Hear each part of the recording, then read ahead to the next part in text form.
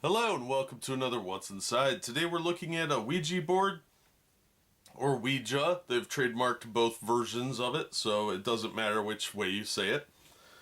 This is from 1972, and it's your standard talking board set, the William Fold talking board set. And like any other spirit board, it's laid out pretty straightforward, so you can move the pieces around. There's not much to these. The 1972 version kind of stayed the same. I don't think this set has changed much other than they did a glow-in-the-dark one at one point. Otherwise, it's basically the same then as it is now. I think even the box is pretty much the same. But the copyright on this one says 1972, so we're going to go with that. Now, as you can see, this is number 600 from the Parker Brothers sets. So if you're a Parker Brothers completionist, you'll want to have this one for your collection. And on the bottom of the box are the directions.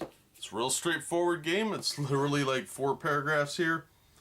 Or I guess 6. They're very small. That one's 1 sentence. That doesn't count. So, you got the copyright information, pronounced Ouija or Ouija. They're both trademarked according to the box. So, let's see what we've got in here. Alright, here's the talking board itself. This is the William Fold talking board set. His name is F-U-L-D. And as you can see, you got your sun and moon. Some people using the spirit board down here. And same image, just mirrored over here. Alright, we've got Parker Brothers from Salem, Massachusetts, ironically. So we've got our alphabet, our number set, the word goodbye, yes, no. Some of them have hello on them. This one does not. So now what you would do is put your, let me show you the back of the board, blank. This is very thick stock. It is nice card. It is very sturdy. I've actually seen people use these as home repair pieces. You'll find one like screwed into a wall to cover up a hole because it is very thick stock. It is very sturdy. Then we've got our planchette here.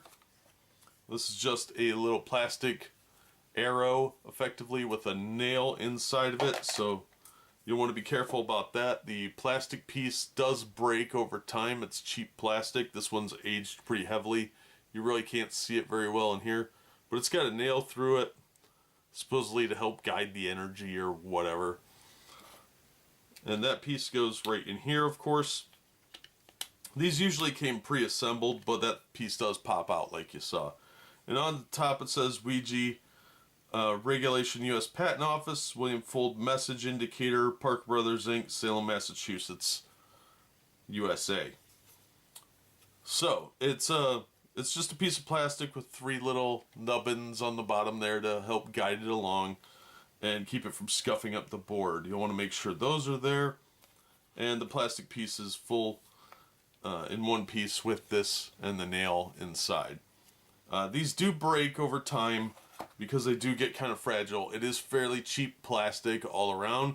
This piece especially ages very poorly with these sets.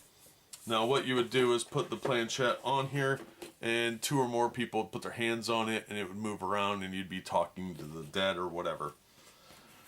So that is really all there is to it. There's not a lot to this game. It's widely regarded as being controversial, especially with religious people, so some people do not like having these around.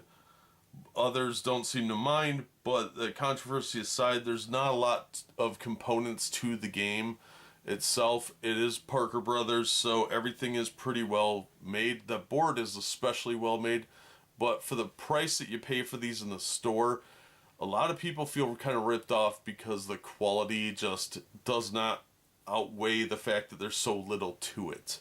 So I don't think I would pay 20 bucks for one of these, but you can usually find them at garage sales or thrift shops for a couple bucks a piece.